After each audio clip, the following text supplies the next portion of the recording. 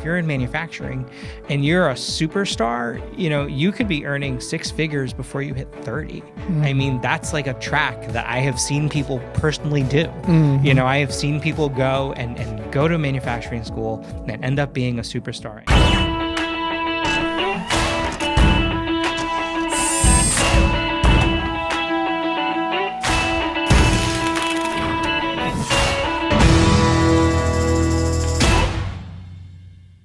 A quick interruption to remind you to like, subscribe, and rate this podcast so we can get your feedback and know how to make it better.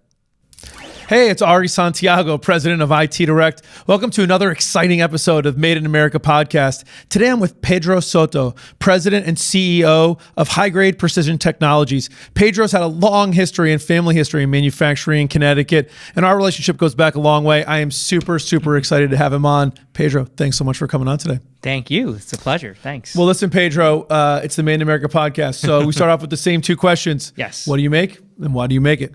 So Hygrade is, we're known as a single source metal finisher, but we basically are a service provider, and we do precision grinding, lapping, and CNC machining for a variety of industries, mostly in aerospace, but also in commercial and also in defense, medical and automotive.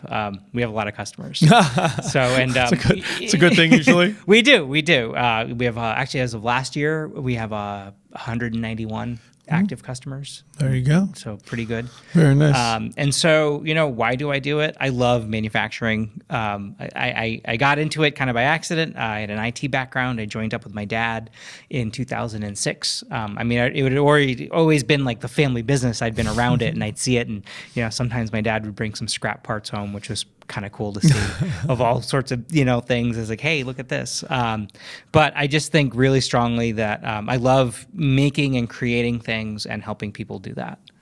So before I get into the why, which is like one of my favorite things to talk about, just really quickly, of all the different products, what are some of the end uses? Like when you think about the products that come through Hygrade, where would somebody find those in like their normal daily life? If you're in the military, there's a lot of military components, jet engine components that we do precision grinding on. We actually make some components in personal explosive devices. Grenades? In grenades, okay. Yes. Special Forces hand Personal grenades. explosive devices. Yes. That's a new one, Pedro. I'm going to write that down. That's what they're technically called. Is that right? Yeah. Oh, wow. I just learned something new every day. And also, actually, for a major golf manufacturer, we help make their mold plates. So we're doing some pretty cool, machining, grinding, deburring, all sorts of cool stuff to make golf cores. So chances are, I think if you're buying one of the top golf balls in the nation, our plates, the plates that we make have made the cores. That goes into those golf balls. And also cool. you're on cars as well. Yes, automotive as well. Wow. Yeah. So pretty much if you live, you've probably come across something. Yeah. If you've ridden in a car, if you've flown in a military plane, possibly a commercial plane, if you've driven a car, or you've thrown a grenade at somebody, chances are you've gone through our facility. That's right. Yeah, there you go. Gone through our facility. That's pretty cool. That's just for me one of those things that's always so cool about manufacturing. That's just so unique to everything else. Is like it's just taking something and making it into something we use in our everyday life. And I think sometimes we don't think about that everything around us, somebody manufactured somewhere. I love supply chains. I mean, any type of supply chain, just the thought about how something gets made. I mean, think of how like a microphone stand gets made and every single little piece and where it comes from, or how a mug is made and where the raw material comes from. And, it's just all of this really, really complicated things to end up with, a bottle cap to end up with a smartwatch. That's right. It's crazy. Yeah, dude, unbelievable, especially a lot of those small electronics, the number of components. So we'll get back to the what, but let's just go back on that why. So I know your dad started a aerospace manufacturing company. It was called Spacecraft. Still I think it exists, but different name now. Different name. Yeah. In what, 1970 in New Haven? 1970. He started in Milford, Connecticut. Okay. So he had run someone else's business for years in aerospace. He had talked his way into a machine shop, I think, when he was 18 years old, and ended up really being good at it. And so in 1970, he struck out on his own.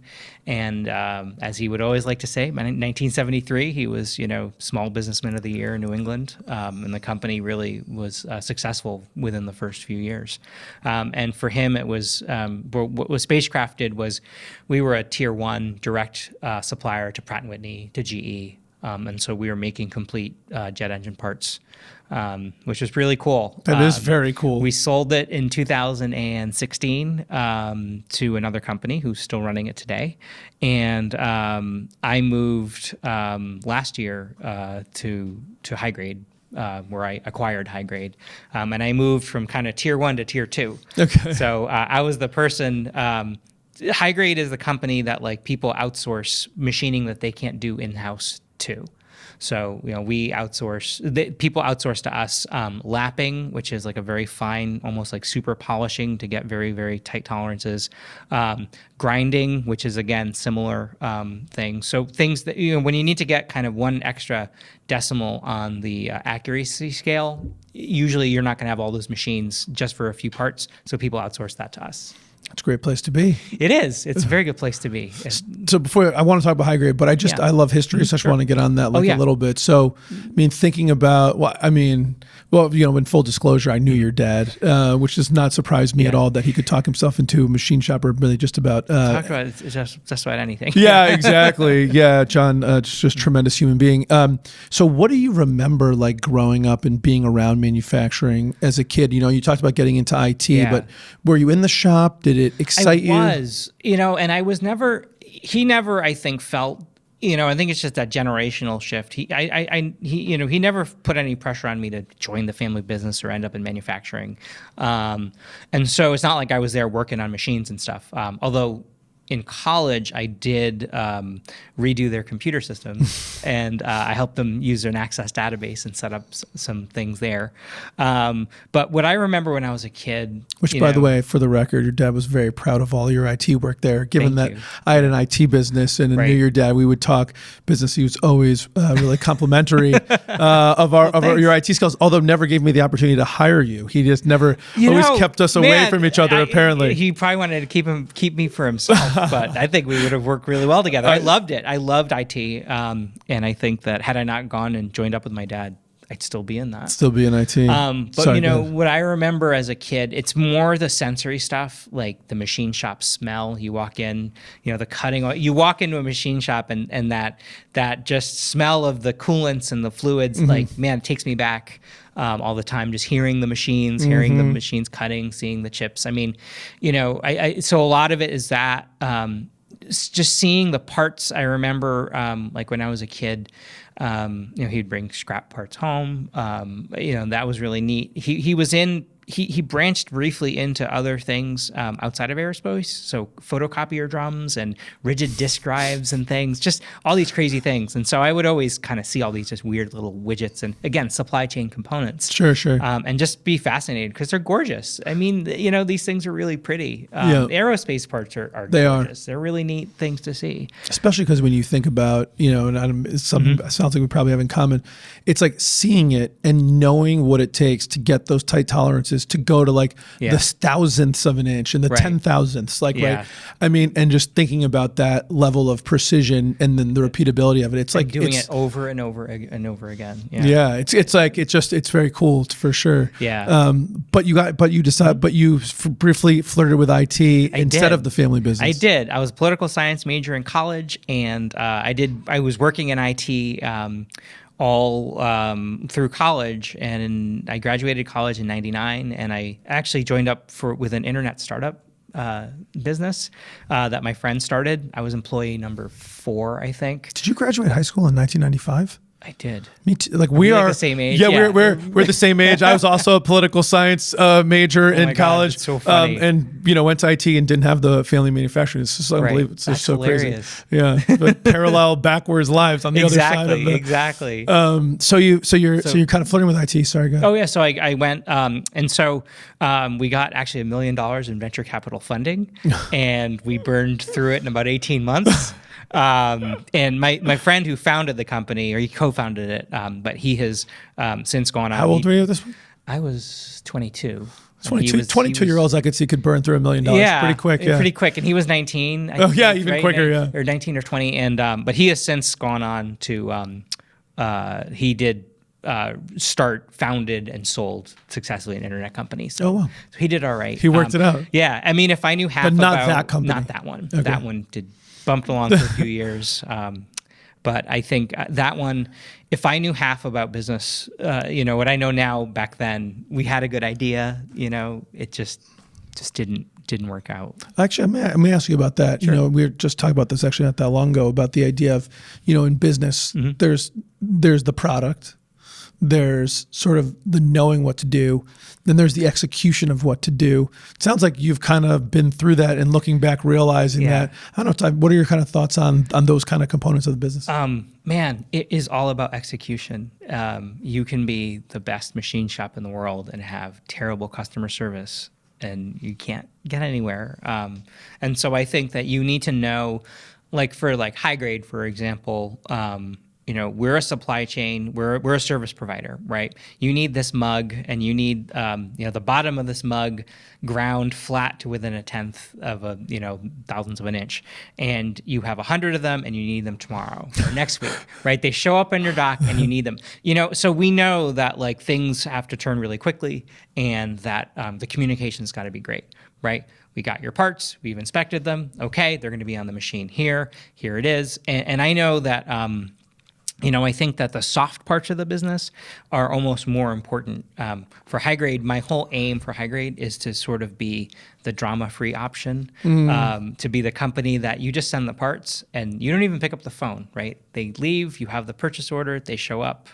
No communication happens, right? I mean, we acknowledge and we do our communication, but you never had to ask for the part to show up. The no drama supplier. The no drama supplier. It's a good tagline, by the way. It's a good tagline, by the way. It is, yeah. We're kind of trying to figure out some things, on how do we market the Hygrade, and that's really, where I'm trying to push, because I know being on the other side of being a tier 1 supplier and outsourcing my parts to all these companies, that it was always really frustrating to get the ones. There were the ones who had really good communication. Parts would show up, parts would go back, and and it was an issue. Or there would be ones that you would send them, and 3 months later you'd be like, where are those parts? And then it's like, oh yeah, they were here, but we had a problem with the purchase order, so we never processed them. It's like, and you never called me? It's like, no, we didn't know if you needed them because you didn't call us. I'm like, but that's not our job. Your job is to do the stuff for us. So, I think that the actual business side of business, I love, right? And then also, besides just the execution part, it's just you need to have good health care, right? You need to make sure your employees are happy. You need to make sure that internally things are going Things well. are working. People want to work there. Yeah, that's pretty helpful. Yeah, if they don't want to work there and don't show up, we got some problems. But you can get stuck in the weeds of day-to-day execution that you never think about that stuff, right? You just think about, I need to get these parts out the door. I have these quality issues. I have, how am I going to make the production schedule? And you're not thinking about and so you need to have people thinking operationally on that, but also, which we do at Hygrade, which is great. And that gives me the time to think about the other stuff. Yeah. Well, it must be such an advantage for you now being the vendor to the customer when you used to be the customer. Right. Yeah. So I know kind of to some degree, what they want, what's going on in their head. Yeah. I hope you never lose that. We've had, IT Direct, we've been really had advantageous that every once in a while we've had somebody that hired us as a customer that later in their career did a job change and then ended up coming to work here. It's happened, a couple, I think 2 or 3 times. And it's so great to get that customer, the voice of the customer. Cause I think you're right. Sometimes we get so insular. We think about how do we improve our process? How do we streamline this? Right. How do we make it more efficient for us? And we lose what the customer really cares about. Yeah. And the customer wants, they want, for Hygrade, they want their parts, they need to be perfect, and they need to be on time. And if I do that, my cost, I get a little bit of leeway on the price. I can probably make a few more dollars, But if those parts are not showing up, if I always have to compete on price, then it's never going to work. Yeah, it's funny. I literally was just talking to a manufacturer yesterday who was telling me that one of the reasons he thinks that they've grown and been so successful, over a period of time was literally exactly what you just said. Because where there's so many other, they're also a type of a service provider also, and they were just saying that in a lot of what they hear from a lot of their customers is when they send parts to somebody else, there's always some issue. The inspection come in, this isn't right, that isn't right, like things that probably you don't need to really worry about. Or the other thing is no communication, just what you said. Right. It shows up on the loading dock, there's a question, you call once or send an email, you don't hear anything, and you just throw it in the back room until someone remembers a month later. Instead of being proactive and being like, reaching out a couple days later, hey, we never heard back from you. What do you want on these parts? It sounds like you're just right on that same concept. Yeah. I mean, that's the intent, and that's like what I kind of try to drive to Hygrade every day is that it's really customer service. It's really just do the right thing and do the right thing for the customer. The customer has to come first, and it's the oldest kind of saw in business, but it is true. And with Hygrade, we have, like I said, 191 customers, so. It's a lot of communication. Sure is. 191 people to make happy, at least. So let's just circling back. We talked about you kind of were in the IT. That didn't play out. And then where did your career go after that? So I ended up working at Yale University for 5 years, helping run the IT department in the library, which was pretty cool, pretty neat to see academic IT. And at that time, 2006, I was looking for a job change. And, my dad was having some health problems. And he said, hey, I don't know what's going to happen to me. It was a very frank conversation. Maybe you should also come, not surprising. Yeah, maybe you should come and kind of see what this is all about. And I think that you might be good here and have a good time and enjoy it. And so I did. So in 2006, 2007, kind of forgetting now, I'm old. I joined up and I just kind of came in. For the record, we're not that old. Might know, go but ahead, yeah. Sometimes. So I went in. Actually, I helped on kind of the IT side, and then I helped on the operations side, and I just started learning the business, and I really liked it, and I really realized that I could add value to it. A lot of it was just I really like to learn about anything. I'm kind of like a random fact person. So, one of the things I realized, for example, when we were quoting all these parts of spacecraft was, my dad would know some of this stuff, but kind of the people running it at the time, I would say, well, what engine does this go on? And I will say this, the first answer I ever got on that was, I don't know, and I don't care.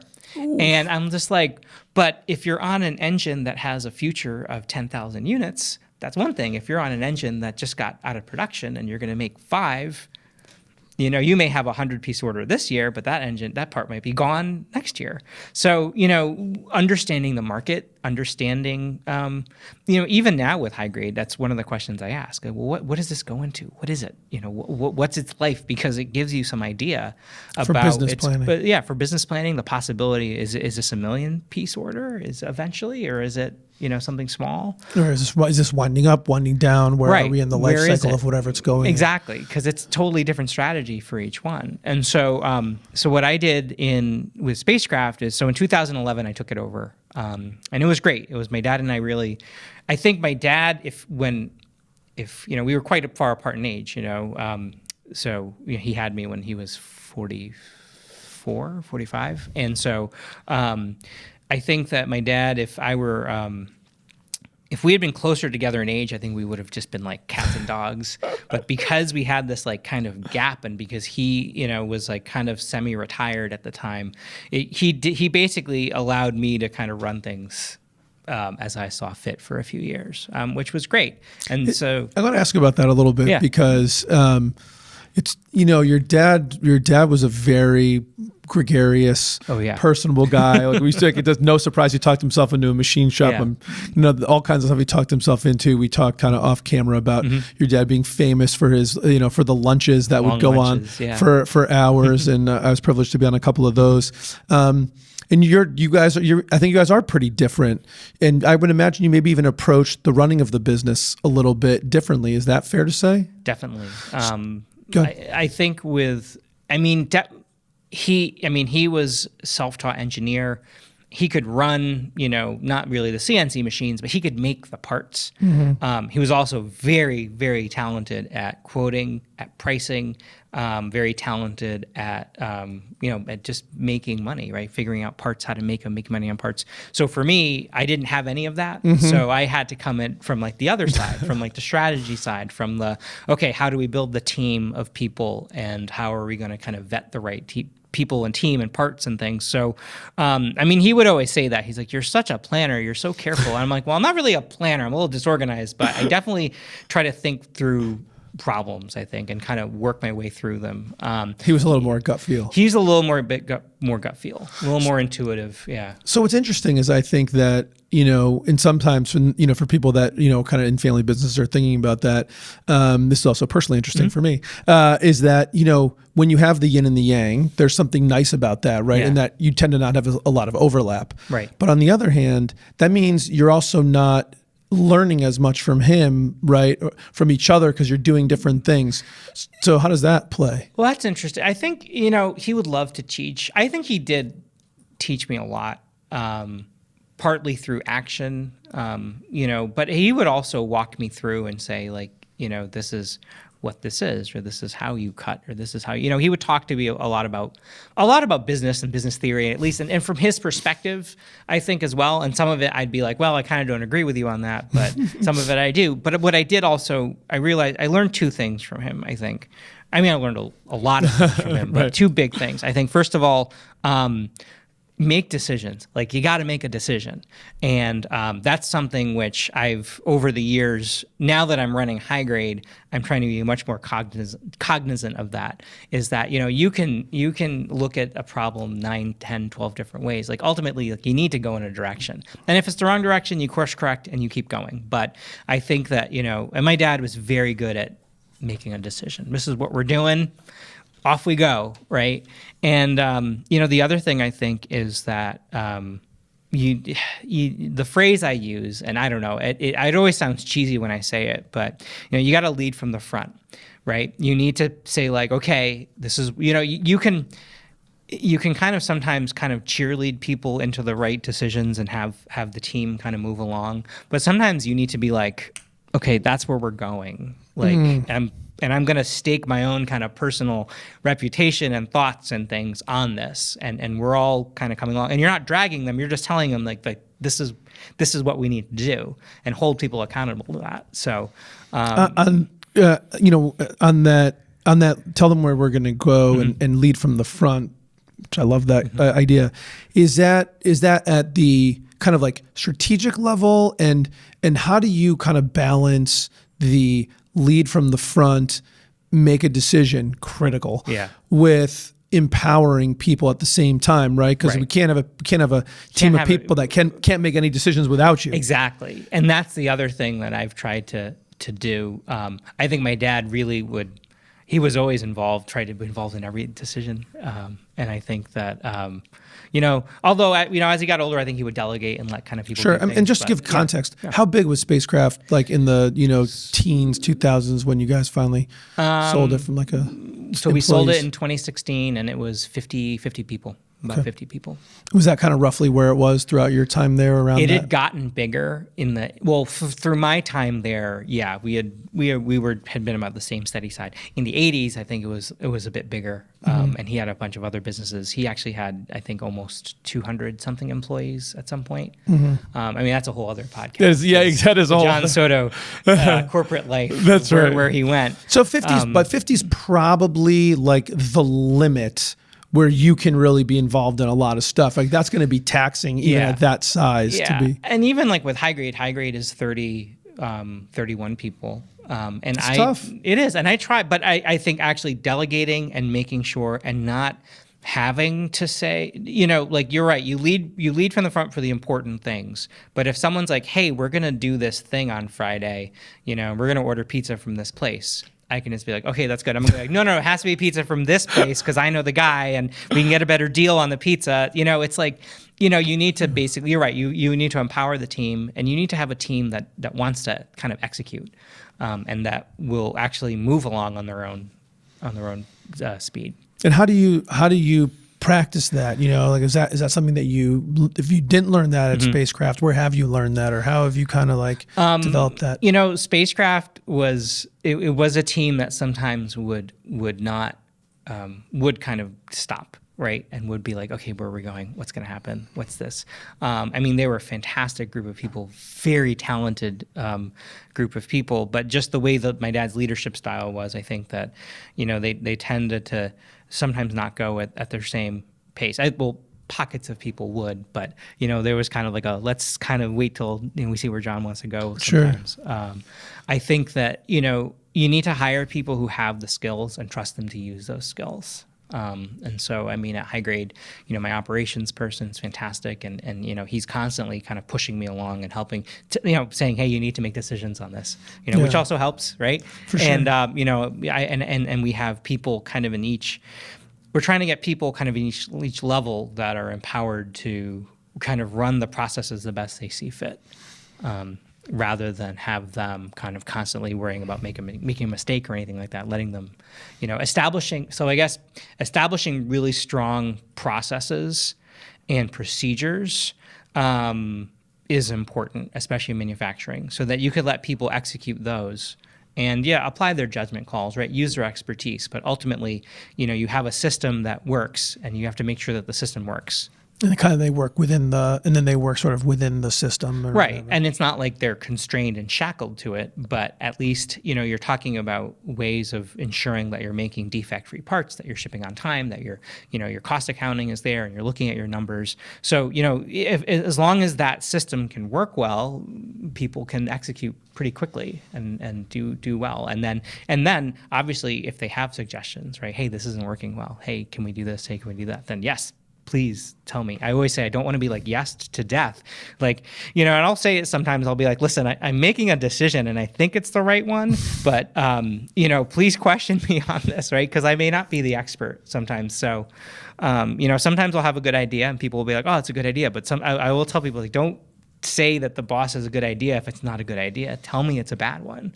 So actually, what's interesting, and one of the things I definitely wanted to talk about today was you came into spacecraft. It was already an operating concern and kind of had to find your own way, and probably with your own challenges. I think a lot of people can relate, especially in Connecticut manufacturing, to the idea of coming into the family business. Definitely. And then you got to kind of prove that you're more than just the owner's son or daughter, that you deserve to be there and gain people's trust. And I'm curious for a little bit to hear your experience on that, and also to kind of compare and contrast that with walking into Hygrade, which is also another place where it's a different way of coming into an operating concern. But I assume there's probably some similarities of having to earn people's trust and confidence because you're still the new person. Definitely. I mean, walking into spacecraft, my temperament kind of helped me, I think, because I wasn't someone who was kind of an arrogant, oh, get out of my way, I know this stuff.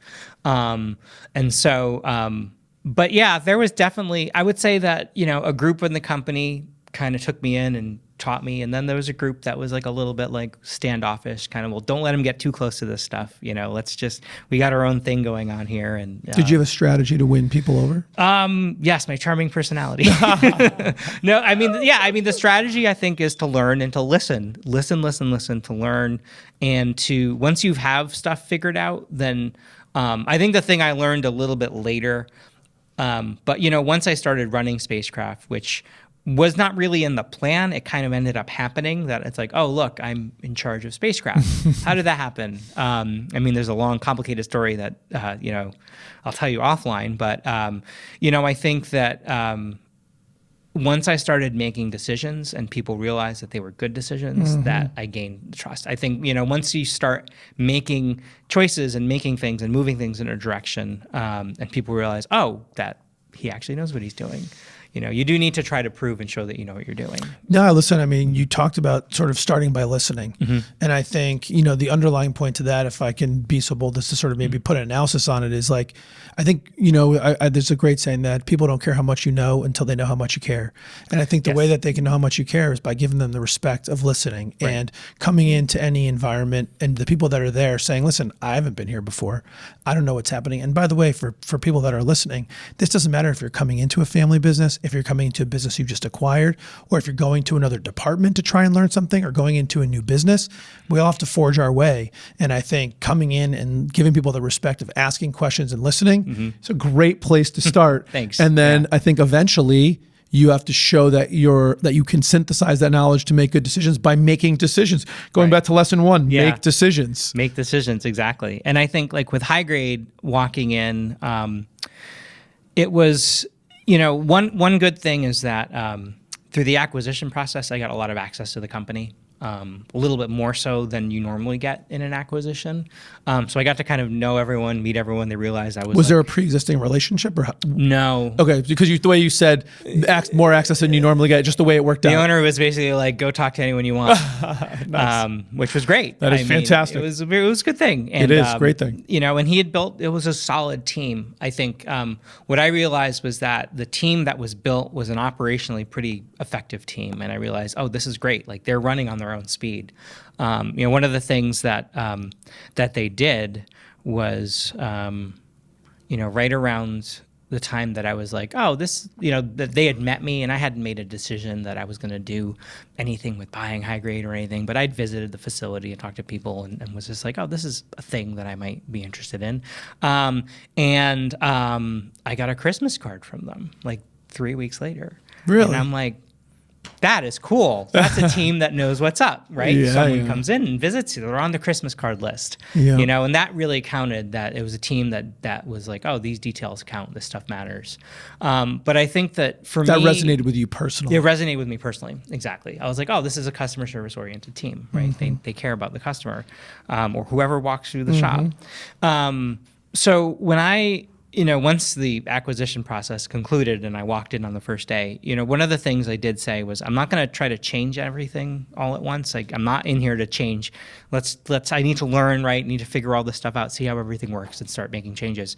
One of the things I knew that I was good at helping fix was on the benefits side, on the soft company side. So, I knew that, our 401k plan, the Hygrade 401k plan was all right, but it was a long vesting period. It was, not really, it wasn't, it was a plan which was one of the more traditional, more cumbersome plans. So I said, let me make a change so that it is more employee friendly. Like, let's make it, what's the cost to me if it's immediate vesting versus 5 years? I don't want, if someone stays for 3 and then they don't vest, I don't want to keep their money. That's their money. They worked here, And so I switched it to a safe harbor plan within a few months, which, I made the match a little bit more generous.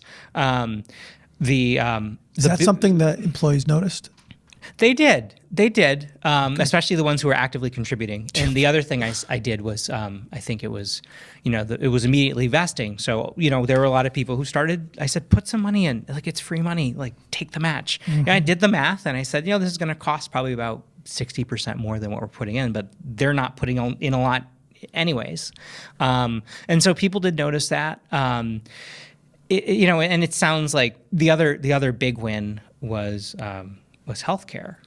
And I knew it. I said, look, if I can fix some of this stuff, I know I can fix it. Let me try to fix this stuff. So we switched to like a level funded plan. Actually, I increased the match, the employer contribution a little bit. And for the first time, I think in like 6 years, Hygrade's healthcare costs went down.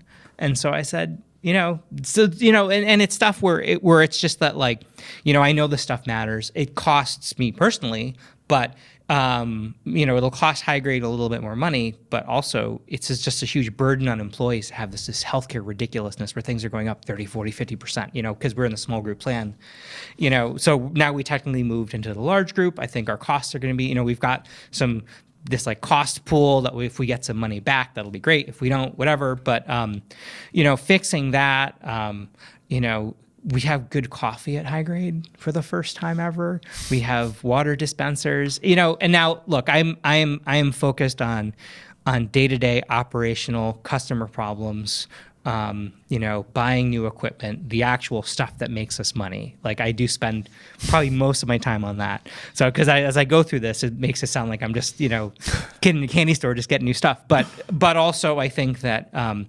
this little stuff matters, and you're there more than you're at home usually. I mean, you need to have a good place to work, and your benefits need to be competitive. So I did spend a lot of time in my first year tweaking all that.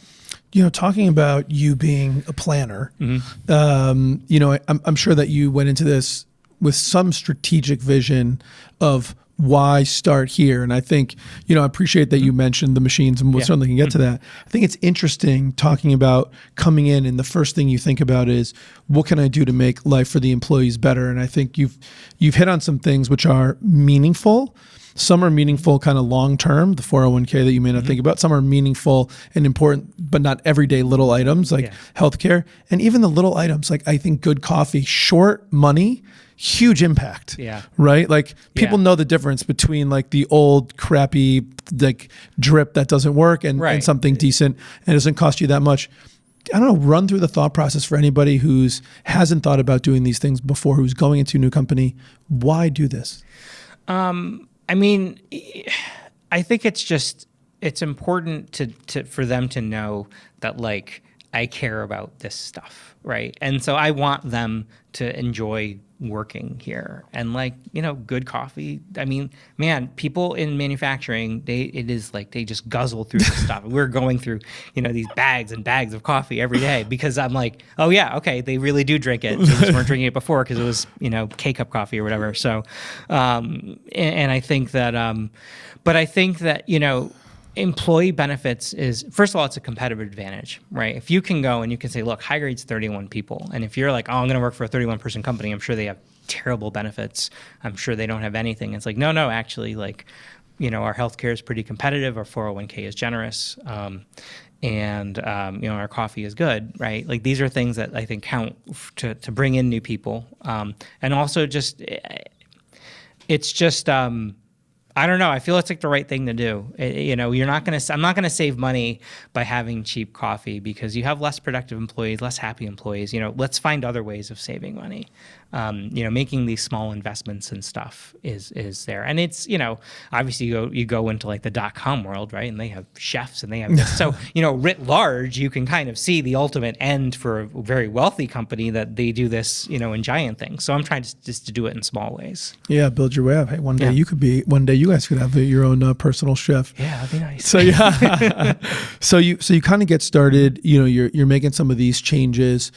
How else, when you come into a new organization that you've acquired, what else did you do to kind of gain their trust? Just be there, right? Don't be an absentee owner. I would say spend time on the floor, talk to people. And I think the biggest thing as well is like solve problems. It's like, hey, there's been this thing that we've been trying to deal with. One of the things with Hygrade is like a lot of the equipment that we were running,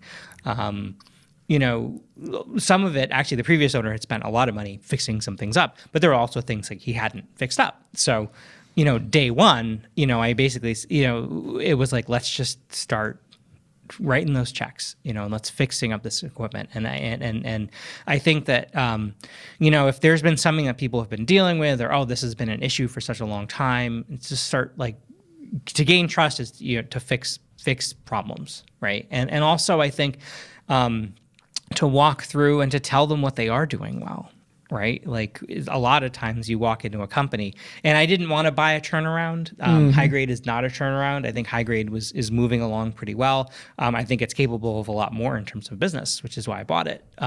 But I think that letting them know that they are good, right? Letting them know, hear the voice of the customer and say, look, we did this stuff.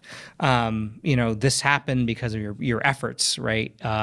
I think that, gaining trust is just, it's just, you're there, you let them make the choices. I was definitely kind of hanging back a bit at the beginning just to kind of see how things go. And also, when you're buying something through an asset sale, technically everyone loses their job one night and gains a whole new job the next. By the way, I'm not sure that everybody knows that, Yeah. right? Like it's how it works, right? When you do an asset purchase, which is most Most it's small got to be the businesses. vast majority of small business transactions, meaning that the old company, whatever it was gone. called, technically the legal entity that was Hygrade before you bought it, Right. ceases to exist. So on some day certain, everybody technically gets laid off and in theory gets rehired in the same role or better in the Exactly. new company overnight. Yeah, and it's, one of the things I did, and actually to some degree, it's really funny, I might have done too good of a job, was I was like, I want this to almost feel like a non-event.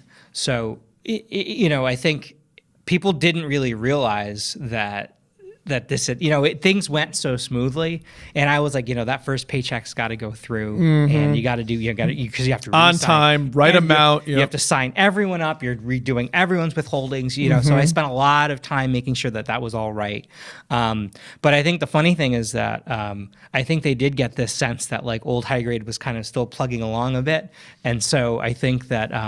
We have been making changes, and I think that, quite frankly, any resistance to some changes, and there's I think people just don't realize it's like, no, this is a new company. Like we are going to be changing how we do this stuff. Yeah. It's like, sorry, you didn't realize that in October. I guess I did too good of a job. Well, listen, for the record, and whether you buy a new company or whatever, however long you've been there, people seem to be. There's always a few people that are resistant to any change. Yeah, right? there are. People want. Yeah, they are, and people like to do the thing and the direction that they're going. So when you're changing and course correcting, I think it is. You do get some. Yeah, I mean, listen, I think you touched on two really important things, right? The first one we talked about a couple of times, which was listening. But, the corollary to listening, which if you don't do it, really minimizes the value of the listening, which is taking action. Yeah. And going back to that, make a decision, take some action. When you go around and you listen to the folks at Hygrade, you did a nice job saying, hey, I heard there was this problem. So I gained their trust by listening, but you solidify it by fixing the thing that's there. So you listen, you fix, and now you want to make some changes because you want to grow the thing to the next level. Right. So how do you get people on board for that? Well, let me ask you, start with this. How did you strategically think about what to start doing next? Because for anyone who's in a business, whether they just bought it or not, we're always thinking about what's coming next. Yeah. So how did you think about it? And then how did you execute? Then one interesting curveball in all of this is that, I saw kind of the way the business was going and the business cycle, and kind of had a target in mind in terms of what our annual sales would be. And then obviously COVID happens in March, kind of rips up the whole playbook. I don't think we actually discussed that. We You bought haven't the company discussed it in yet. October 2019. Yeah. Okay, so just for the I don't think we got to that specific point, which I think brings into a bit starker relief. Yeah. How we get in, we're in October, and here we go. 5 months later, global pandemic. I had 5 fantastic months. Man, things are going well, and then the pandemic hit, and they're not going terribly. I mean, I'm not like a restaurant, or I'm not a company that's been decimated. Cruise line, commercial airlines. But yeah, we're definitely down from where we were. So the plan had to change, I guess. And I think right now, the plan still has some merit. But I think that, initially my plan was grow in commercial aerospace, get a bunch of program parts that we're going to be doing grinding, grow the grinding department, grow the lapping department, do all this stuff. And I think that still has merit. I think we're gonna grow in probably more military side on the grinding, and then we have this little niche which is called flat lapping, which you're basically taking any parts and you're making them parallel, you're making them really polished and super polished, and it can be anything from like a button to like a ring this big. Okay. Cool stuff. Not that many people do it, and we're one of the few service providers of lapping like around. And so, and that's very quick turnaround. So for example, actually from one of our customers, we got some parts yesterday, the machine is open, they're running today, they'll have them by Friday. Very fast for aerospace supply chain turnaround. But also with that speed, there's like national reach, because you could take a box of parts that has 1,000 parts and FedEx them to us, and we could run them. If we can run them quickly, then you could be anywhere in the country. So I think that looking at the plan, looking at the strategy, it was kind of growing Hygrade it is still growing Hygrade in two directions, which is getting into more of the aerospace grinding, the precision grinding work, and then this more this flat lap and double disc grind work, which is very kind of ubiquitous and crosses a lot of industries. So, I mean, you're a poli-sci major, you had an interest in IT, you did a startup. Where did you learn business planning? You know, listen, I mean, many of us have heard the sort of the saying, right? No plan survives first contact with the enemy. Right. Your enemy was a global pandemic in this case, so the plan didn't survive, no surprise. But you just come across so astute in your like kind of business knowledge, no business school background, like No. So where does this come from? A lot of it's just experience and about just me, what I've learned on my own. I mean, definitely a lot from my dad. I think that just the how to run a business, what's important. I mean, I had a seat at the table. First of all, it was on the side, and then I was making the decisions with that stuff, like the healthcare, which the stuff like the balance sheets and looking at the income statements and stuff like that. And I think that so I got at least sort of like a front row seat to that stuff, Which is super helpful. Super helpful. No question. Yeah. But that's not. I mean, the strategic thinking, the idea of being like, hey, we can use this process for something else. The confidence to go, I bought this company, I had this plan, boom, this thing hits, here's my new plan, remaining positive. Like, I mean, I think part of it is just being someone who's constantly trying to learn and figure things out. How does this work? How does this go? So I think it's, I try to, it's funny. So I'm not like a super detail oriented person, but I like learning in detail about stuff, if that makes any sense. So like, just like just to take an example, like the PPP, right? The Paycheck Protection Plan. I had heard actually through my father-in-law was like, hey, this thing is happening, and it might be like some money that might help your business. And so I was like, that sounds good. I think I could use that right now. And so, I was, because I guess this is kind of how I approach a lot of things is, I start reading about it. I started seeing it. I said, oh, look, legislation has been introduced. Well, let me read the law. Oh, this really is like not free money, but very easy source of capital. Did you read the actual law? I did. Me too. Yeah. That's so funny. I read through it and then I saw that, we have an SBA loan. And it's like, oh, we're going to an SBA loan paid for 6 months. Oh, this is very good. So like, I was ahead of the curve, I think, on the PPP. Our accountants were always giving us a lot of information, and I was asking a bunch of questions. And I read through all sorts of articles and this. So by the time the application came, like on day one, like I basically had it written and was ready to go. And then I got hit with COVID that weekend, and I actually submitted the application from my bed, from my laptop. And actually, the bank had moved so quickly that it wasn't the Friday that it started, but that Monday, it was through Berkshire Bank. They said, okay, submit. And then a few hours later, they're like, oh no, we have a whole new application process. So I had submitted it, and they said, no, you have to use this portal that we're setting up this afternoon. So resubmit. This is all from your sick bed? Yeah. Calling my finance person and basically being like, we have like 4 more documents we need to fill. Yeah.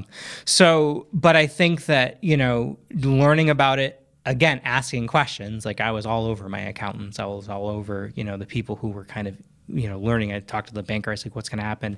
But I think that like, you can get a lot of information and learn about a process, about whatever it is, and then start getting in there and making it happen. Yeah. So it's just your thirst for knowledge that you think has put you in a position to kind of see these things. And I mean, listen, you're high energy guy. There's no question about it. In addition to, your role at Hygrade, you're also the president of the ACM. I think are you on your second tour of duty? President of the board. Yes. Sorry. Yes. That's president right. of the board of directors. Correct. So it is my second. Don't want to usurp Paul Murphy's role. No, Paul does. Yes, executive director. Job. Correct. Yes. He is, and you're not trying to coup d'état here. You're not announcing the takeover. No, that's okay. You got plenty to do at Hygrade. I got plenty to do at Hygrade. Yeah.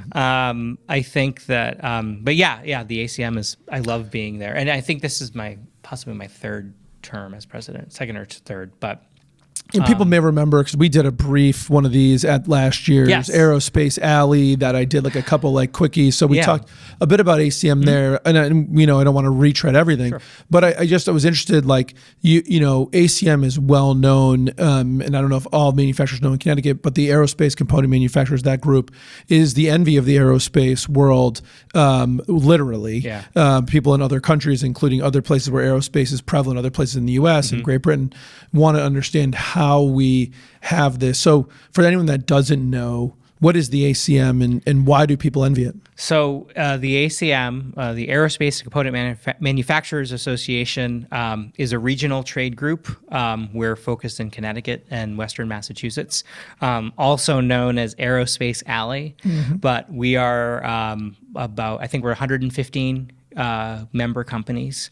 And we consist of everything from, small machine shops to some of the larger tier one suppliers. And we run the gamut from, 10-person to 500-person companies, mostly, in that kind of smaller business area. But we consist of a whole bunch of supply chain companies for aerospace. We collaborate. We have monthly meetings. We have trade shows. But it's a fantastic trade organization, which I think we had our 20th anniversary. I think it started with a group of 8 companies. And I think they really said, like, look, if we can start collaborating and working together, our competition isn't, while we are competitors, our competition is the rest of the world, right? So if we can collaborate and learn about best practices and help each other out and kind of support each other, then we are we're stronger together than if we're constantly trying to beat each other up over, pulling business away from each other.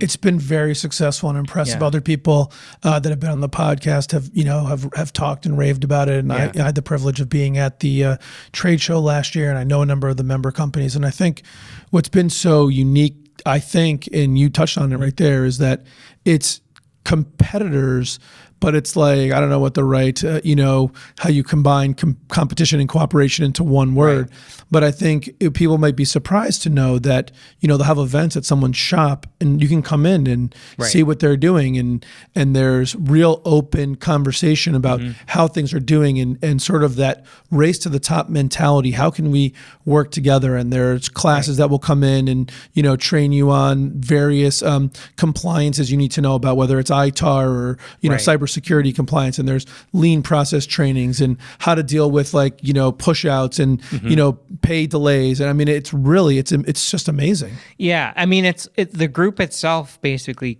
tries to tackle the issues that we're all dealing with and figure out ways collaboratively how to deal with that. I think the big push as well, which I think, has Paul's stamp on it, and certainly is important for the ACM, is education and training the next generation workforce. And I think that's been one of our big successes is helping, drive curriculum change, helping, at the community college level, sort of kind of help point them in the right direction, talking to high schools. I mean, our trade show, the Workforce Opportunity Fair had, 1,100 kids who were exposed to supply chain manufacturing, and hopefully a few of them were like, oh, wow, that's what I want to do, right? When I Joe, it was cool. There was like some 3D virtual reality training. 3D. I sound like a 1970s kid.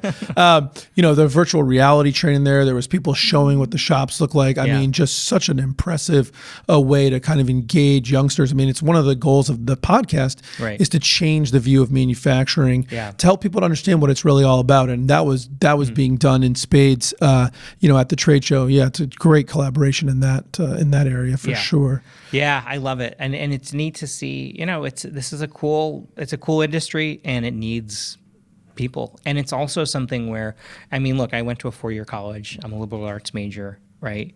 And I feel that education is really important. I think that there's a lot of ways of attaining education to be able to further a career, and I think that the trades, talking about electricians and plumbing and all this stuff, I think is important. But also, you're talking about advanced manufacturing. You're teaching people these marketable skills, and it's similar to nursing, allied health, these things. These are real career tracks that are important, and they're not 4-year college. And, sometimes I get, if anyone sort of has any sort of argument or beef with me, sometimes I'm like, not everyone has to go to 4-year college. And it's not, I'm not being elitist. I'm not saying that education isn't important. I'm saying that there are ways for people to be able to establish meaningful careers that don't require $200,000 in debt. Right. And if we can do that as a country where you're getting people into the workforce, should they be taking, English? Should they be learning about this stuff during this education? Absolutely. Right. They should be learning and being well-rounded people. I want that. But also I think it's really important that people end up with kind of the most bang for their buck, right? To be able to get out there and say, look, I can get into this job. And, if you're in manufacturing and you're a superstar, you could be earning 6 figures before you hit 30. I mean, that's a track that I have seen people personally do. I have seen people go and go to manufacturing school and end up being a superstar. And even if you're not, you're still getting, if you're just there and you're working, you're putting your time in, you're showing up every day, please, if you're in manufacturing and you're young, the most important thing is to show up every day. Listen, in life, it's 80% showing up. It is. Yeah. But manufacturing, I always say, look, you're selling your time, you're running a machine, and if you're not there and that machine doesn't run, you can't run it twice as fast the next day, right? The time's gone. So, I think that so the ACM's been really instrumental in helping establish these programs at a lot of the community colleges, which I think have really helped change lives.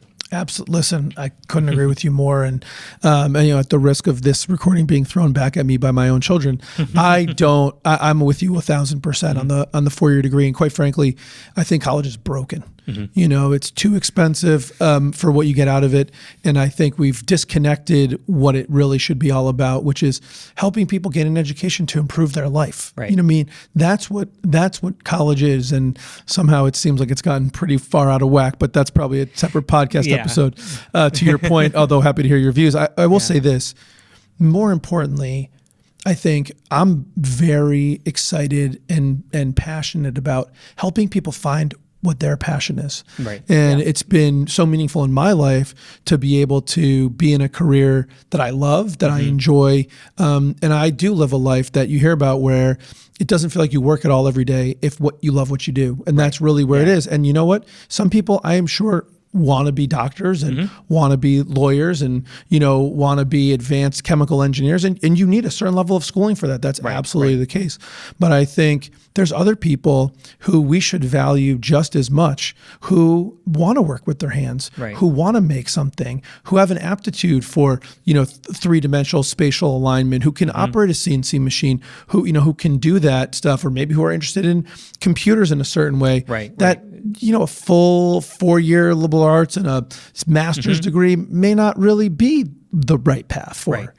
It's great to have places that I think encourage that and expose that. I agree because ultimately it's a numbers thing, right? And you see it. I'm going on a little bit of a tangent, but I think it might make sense. This crisis in kind of, in advanced degrees where you have, 300 PhD candidates who have spent all this time and effort being a PhD, and then there's 2 professorships open that year, right? And what you're saying about education being broken in this, I think that if the opportunities aren't there, we shouldn't be funneling people to these opportunities, especially if there aren't. Like I said, you're right. It's just the expense and the cost. At some point, it just doesn't. It just doesn't work for a lot of people. But if you can get through and say, look, I'm going to go to this college. It's not going to be expensive. I'm going to learn it. I'm going to love learning whatever I learn. I'm going to end up, getting a job, and you can see it with nursing. I always thought, look at all the people who are making amazing, they're going to nursing school and they're doing it and they're on the front lines. And, some nursing programs have, 100% job placement year after year after year. It's so important. That's right. That's really fantastic. So I want to go back to this ACM presidency. Why, I guess just I'm a big believer in these peer groups. I bring it up a lot on the podcast, and I just maybe give me 2 things I'm interested for you to share. Maybe a 30-second. If I'm in aerospace manufacturing in Connecticut or Western Mass, why should I join the ACM? Why should I put my time there? Why don't you answer that, and then I'm going to ask you one more follow-up. I think that, first of all, if you're in manufacturing, you want to learn from your peers, right? Do you have all the answers? Probably not. This is a pretty open environment. I think that you get the ACM, I think, from a nuts and bolts perspective, is just a good source of information on so many levels of things, from being able to get access to OEMs, from being able to get monthly meetings about just what's happening in the industry, to learn about any sort of like a best practice or any sort of classes that are coming up on the legislative side. We've gotten a lot more direct, I think, with helping influence the state legislature with manufacturing and the government with manufacturing. So it's like, do you want a seat at the table for this stuff and your opinions to count? Yes, come join the ACM. That's very, very important. And I guess the next thing, like you're, as president of the board of directors of the ACM, you don't have you have a lot of demands on your time. I was going to say you don't have a lot of time. I guess we have as much time as anyone else, but not a lot of free time. Right. Why do that? I mean, aside from the $17 million a year you get paid to do it. Oh, yes. Right. Yeah. Besides from that, Exactly. no. But why volunteer your time to take that role in the organization? I'm on a few boards, and I think it's important to volunteer that time and to look. If you care about the organization, you can help. The only way that this stuff works is that if you help do it. And am I the best board member sometimes? No, probably not. For president, I think Paul keeps me pretty chin-trained, and I try to help and add value and stuff. And I think that, I just think it's important to, just similar like leading from the front. It's like, I love the ACM. I could either be a member company or I can be there helping change and set this organization. And we've done a lot of neat things. And, Paul needs the support from an engaged board to help sell these ideas. He's a great guy who's moving things forward and doing a lot of neat things. And, if we're just a bunch of people that sit there on the board and don't do anything, or if he didn't have an engaged board, he couldn't get half of the things done and moved along. It's so important. And I think it's, it takes a small group of people to get in there. And I think some people are afraid that they're going to make the similar. It's funny what you said, that are you always the best board member? And I'm on some boards and feel a bit the same way, because sometimes you just can't do it. But if our metric of even to do it is whether we could do it perfectly, no one would ever be on a board. Right. I think it's just so important to lead from the front in your business and in your industry. I totally agree. I think, we're almost going to get to a rapid fire round of questions, but I've just been asking people about this kind of, diversity has been a big kind of topic in the sort of social zeitgeist recently, and just been asking folks about it. We both have Puerto Rican heritage, and I just wonder your views on diversity in manufacturing and how you view the diversity in manufacturing, whether it be, racial, gender, whatever. I think that it is. I think and even, my dad saw this.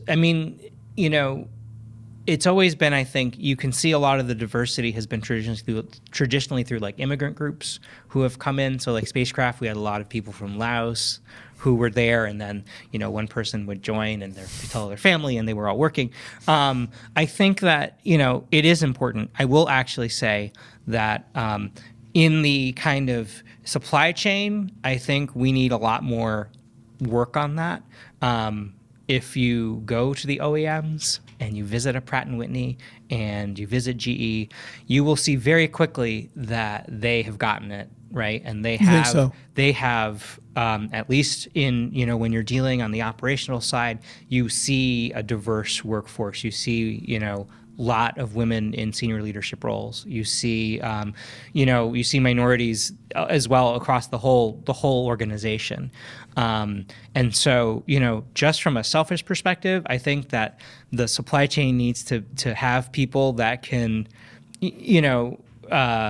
work with other people who are diverse, right? If it's a bunch of old white guys in the supply chain and you're dealing with 20-year-old, women, or 23-year-old, Ivy League grads who could, think their head around you and out negotiate you, you're not going to be a successful company. I think that, women in manufacturing, Hygrade, we have hired actually, we have a lot of women working, definitely more than we had at Spacecraft. So it's definitely something that we value.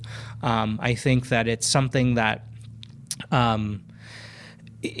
opening opportunities to people of diverse backgrounds to manufacturing and being open to hiring them is definitely, I think, something that I feel is important. Yeah. No, listen, I completely agree. I think, I view the United States as a country, the history as a melting pot and, immigrants from all over. And I think our strength actually, comes in large part from our diversity. And, right. And I think in business, it can be much the same. And, we've talked before about, and I think we did even earlier, that your good customers can come from customer referrals and good employees can come from employee referrals. But sometimes you run the risk through the employee referrals of a lot of the same. Right. And sometimes I think it's good to take a step back and just say, okay, can we proactively see what we can do to get some diversity? Because diversity of thought, diversity of experience, diversity of background, that can really be a huge strength. And I think you alluded to some of that there. And I just want to ask you one other thing before we go to rapid fire, which is, are you finding that maybe because of the pandemic or just because of your background in IT, do you see any new technologies being embraced at Hygrade or kind of in the supply chain that you find are interesting? Whether it be in sales and marketing or in the company communication front or on the shop floor. I mean, just curious. That's a good question. I mean, at Hygrade, we're still, kind of trying to take advantage of new things. I mean, it's definitely not kind of new or leading edge, but we have like our ERP system. It's cloud-based. It works very well. It's not anything old. We're setting it up actually so that we can do it remotely. So I think I have it on my iPhone and I can set it up and like look at the shop floor from my remote. Sure. I think that's really cool. I think that I love the concept of additive. We're not really playing in that field, although a lot of additive parts end up being ground, which is good to know. But I think that additive manufacturing is something which is going to be really neat to see. I mean, it's coming. It's coming. Well, it's here in a lot of ways, yeah. And only more is coming. And I think, it's great to have places like CCAT that have opportunities for small manufacturers and large ones too, but to go and see and play with that stuff. So that's really cool. And it's just neat in terms of, on like on the manufacturing side, we're always looking, experimenting with like new grinding wheels and new technology and just always seeing kind of the edge of, we use these things called quantum wheels, and they've been amazing. And like, if you don't quantum wheels, that sounds awesome. Wheels, yeah, I don't know. Sounds pretty amazing. Exactly. I think that it's you always have to be looking at how can you better improve your process. How can you always look? You guys do anything kind of in the social media, digital marketing front? Is that on the radar? We're starting because we had about 6 trade shows canceled this year. We realized what I actually did is I took the budget of what we would have spent on travel and trade shows, and I said, okay, well, we would have spent this. Let's spend it on our website, and then let's start building a media presence. So we're just on the early stages of doing that. So we rebranded. We have our new logo, which I didn't bring today. I'm sorry. We'll link the web. We'll link. Yeah, the you'll link it. So we started with a logo and the branding, and now we're doing like kind of like the visioning and the marketing and figuring that out, and then we're going to be building a website around that, and then that'll go into social media. I actually think that. Like social media, like LinkedIn, getting that stuff, getting out there is like super important for us to have to be doing. Yeah, maybe one day you'll get yourself on a podcast and really get some exposure. Yeah, gee. If only that could happen. If only. No, this is awesome. Pedro, it's been really a pleasure. Thanks. I'm going to get it over to rapid fire. You ready? Okay, hit me. All right. Red Sox or Yankees? Mets. Go. Starbucks or Dunkin'? Oh, man. These aren't rapid fire. That's all right. Dunkin'. When you take time off, COVID excluded, staycation or exotic destination? Puerto Rico. Exotic destination. I think people would call that exotic. Yeah. I love the Cape too, but Puerto Rico. Puerto Rico's your spot. Where in Puerto Rico? In Rincon. Rincon. And on the east side too. There you go. Yeah. Love it. In iPhone or Android? iPhone. Sports car or SUV? Sports car. I like that. If you could do anything in the world other than to be the president and CEO of Hygrade Precision, and you had to do something else, What would you do? To do something else. That's a fantastic question. What would I do? I don't know. Getting back to IT, that would be fun. Going to be, actually, you know what it would be? If I had to do something else, I don't know if this is a cop-out or not, I would love to be an investor. Like a professional investor. I would love to invest in other people's ideas. Like in like at a stock market level, or like with owner level, like being there, owner like an level, angel, or like an angel investor. I would love to be able to talk to people, get their ideas, like give them some money, give them advice of whatever I have, and off to the races. And get off to the races. Yeah, that's a good one. Do you have a favorite business book? That's a good question. I'm sure I do because I've read a bunch, but the most recent one that I read, I don't know if this is like my tome, but it definitely set some things well, which is a book called Built to Sell. And that's definitely one where there's one that I'm starting to read, which is definitely, I think may end up being one of my favorites, called Rocket Fuel, which is just a way about EOS is kind of this way of running your business, and Rocket Fuel is kind of the way of doing it. And are you a visionary, or are you an integrator, and kind of how you run your business? You kind of need these two separate roles. So that's definitely a book which has gotten a lot of I found personally interesting. Oh, that's great. I'm surprised I hadn't heard of it. What's one thing that you learned, Pedro, early in your life or early in your career that you think helped propel you to all the success that you've had? These are such good questions. I think kind of what we circled around, listen, learn, open your ears and listen to what, be open to learning. And learning is kind of the key to how you get to where you're going. There's no doubt about that. I always love this for saying you have two ears and one mouth. You should use them in that proportion. What's one thing, Pedro, that you learned later in your career or later in your life that if you could go back and tell young Pedro and he could listen to you and would implement it, would really make an impact? One thing I learned, well, similar to the internet startup, actually, yes, I would say don't be afraid to change direction if it's not going well. And if you think you have an idea that requires a directional change, you can do that. Don't be stuck on your track. I love that. It kind of goes back to that whole thing about make a decision, right? The best part about making a decision is also realizing that no decision is final. Right. That's awesome. Dude, I love it. Pedro, it's been so great having you on. Thank you so much. Thank you. It's been a pleasure. This was a lot of fun. Thanks. Made in America with Ari Santiago is brought to you by IT Direct. As always, thank you so much for tuning in and spending some time with me today. My goal is to help build a community where we can learn and grow together. Your input, feedback, and engagement is critical to making that happen. Please do comment, like, and subscribe so more and more people can hear what we're doing and join our community of growth and success. Thanks so much for tuning in. Talk to you again soon.